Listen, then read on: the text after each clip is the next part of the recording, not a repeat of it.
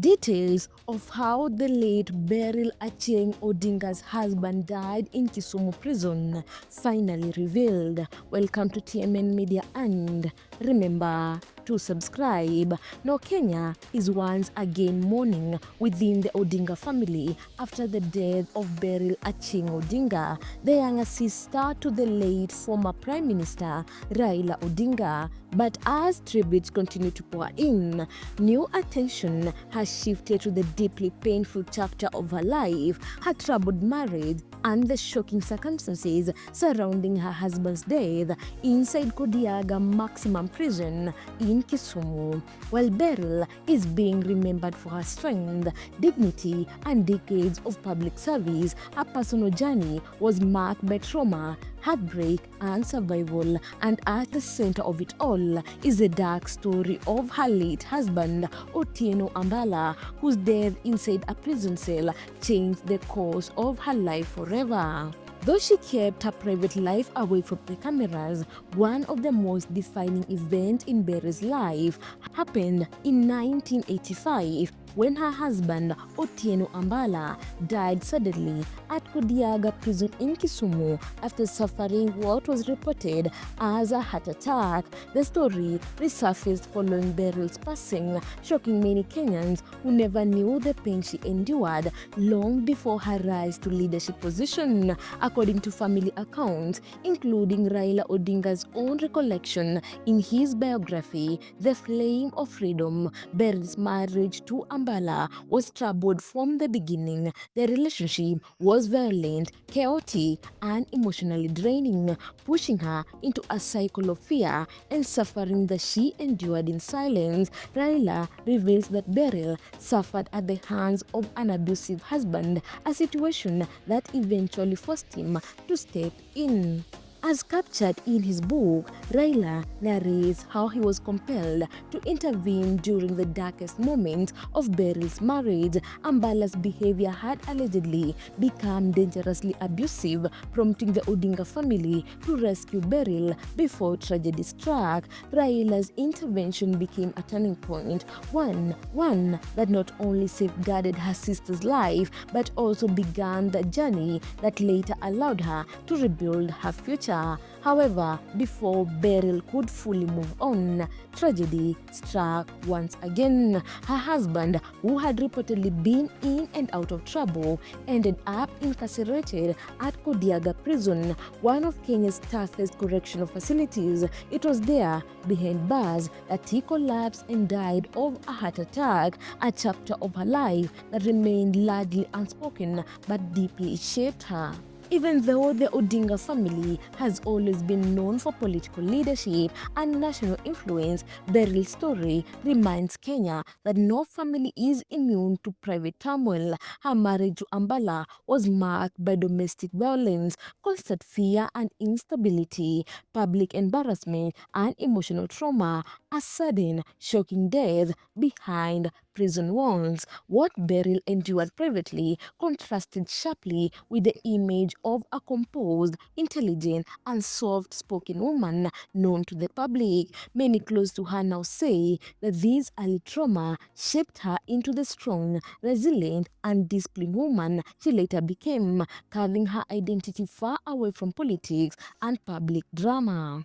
Now, after surviving an abusive marriage and losing her husband under such tragic circumstances, Beryl made a conscious decision to reclaim her life and identity. She committed herself to education, professional excellence, and public service, rising quietly and steadily through the ranks without ever leaning on the Odinga name for shortcuts. Her career achievements stand as a proof of her determination. She became the first black town clerk of Mutare in Zimbabwe. This historic milestone, achieved in one of Zimbabwe's major cities, highlighted her administrative skills, leadership potential, and courage to excel outside her home country. She later joined high-level public service in Kenya. In 2020, Beryl was appointed chairperson of the Nairobi Water and Sewerage Company, NWSC, a position she held with professionalism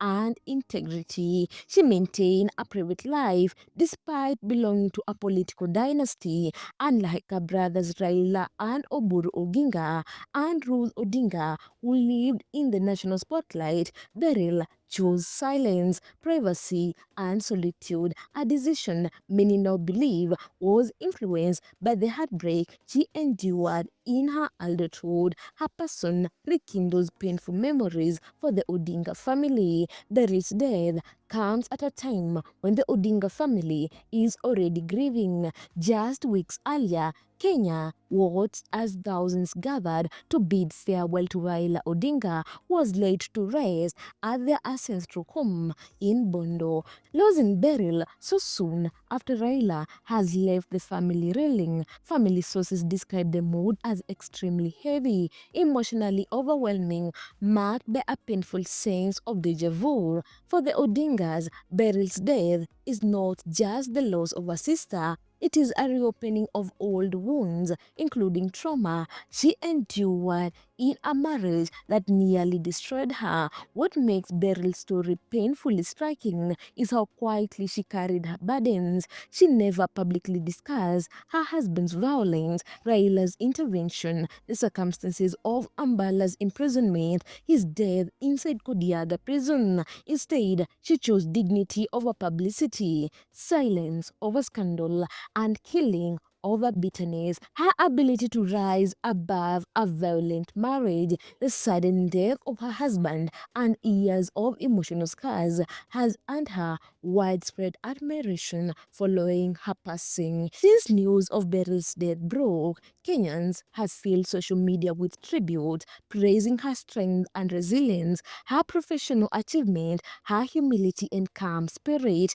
her dedication to work rather than politics. Many who knew her personally say Beryl embodied the face, quiet power, influencing lives without seeking recognition. Although she lived away from public drama, Beryl Achieng Odinga's story remains one of the most powerful in the Odinga family. She will be remembered for surviving an abusive marriage, rising from trauma to leadership, breaking national and regional barriers for women, choosing service and dignity over fame. Her life stands as a testament to the invisible battles many women endure and the incredible strength required to rebuild after violence, heartbreak, and loss. As Kenyans mourn yet another loss in the Odinga family, the country now looks back at Beryl's life with newfound understanding. Behind her quiet smile was a woman who had loved deeply, suffered silently, survived violently, lost painfully,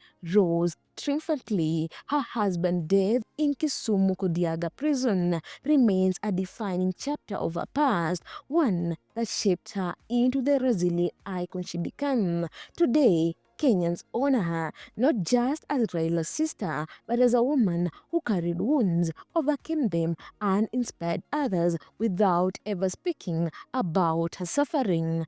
Guys, if you like this video, make sure to subscribe, like, and comment down below. Also, don't forget to hit the notification bell so that you get every new video once I upload it.